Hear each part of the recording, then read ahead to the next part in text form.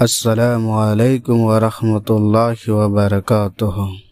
دوستو، میں امید کرتا ہوں کہ آپ لوگ خیریت سے ہوں گے۔ اللہ پاک ہم سب کو سلامت رکھے، خوش رکھے۔ دوستو، میں آپ سب سے ایک گزارش ہے کہ آپ سب نماز نہیں پڑھ رہے ہیں تو آج سے نماز پڑھنا شروع کر دیں، کیونکہ مرنے کے بعد پہلا قبر کے اندر سوال ہوگی، من ربو کا، تمہارا رب کون ہے؟ اس وقت ہمارا نماز ہی کام آئے گی، اسی لیے پہلے سے تیاری کریں۔ چلیے شروع کرتے ہیں۔ بسم اللہ الرحمن الرحیم۔ باب 14، علم کی فرمانی کا بیان۔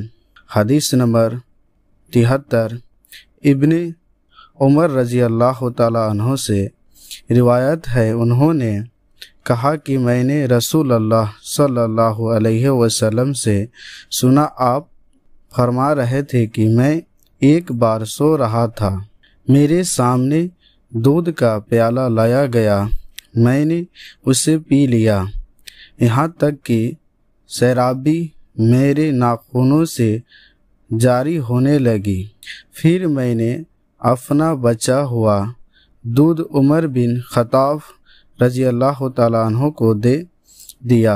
صحابہ کرام رضی اللہ تعالیٰ عنہ نے عرض کیا، یا اللہ کے رسول، آپ نے اس کی کیا تعبیر کی؟ آپ نے فرمایا کہ اس کی تعبیر علم ہے۔